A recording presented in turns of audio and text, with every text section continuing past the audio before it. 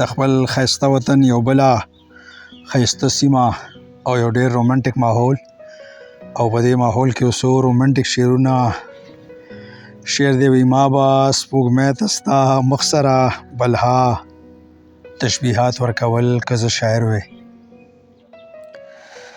ما به سپوږمۍ ته ستا مخ سره بلها تشبیهات ورکول که زه شاعر وی. ما به ستا خبرو ته لکه د حدیث ترجیحات ورکول که زه شاعر وی. ستا د مخ تاول به د انور مدارونه ګډوډ کړل، ستا د مخ رڼا له به ما د انور رڼا صفات ورکول که زه شاعر وی. په کویتور به ما ستا دیدار فرض کولو، هر مورسا ته به مې د زپرګی همدغه احکامات ورکول که زه شاعر وی. او ته به حکیم وی، په سترګو به دې شفاګانې ورکولې، او ما به چشم بدور د حکمت باندې صدقات ورکول که زه شاعر وی. ستا د سترګو اوښکې به ما د سونامي سیلابونه ګڼل، غمازانو ته به مې د مکان خالي کولو په دې خدشات ورکول که زه شاعر وی. ته د ډبګرۍ هغه خطیب چې په میاشتو به دې نمبر نه میلاوېدو،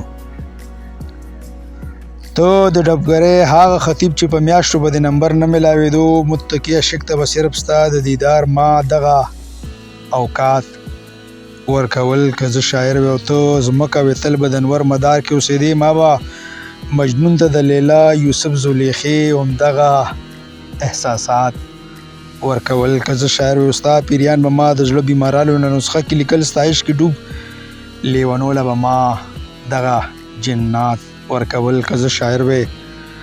او ستا د کېدو به کتار در کدار خلکو تپوسونه کول،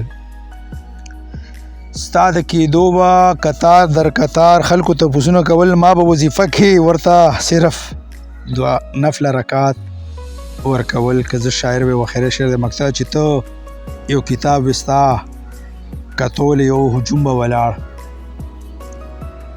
ته یو کتاب وي، ستا کتول یو هجوم به ولاړ. ما به صمد له په هر شعر کې د دیدار دغه نکات ورکول که زه شاعر وی.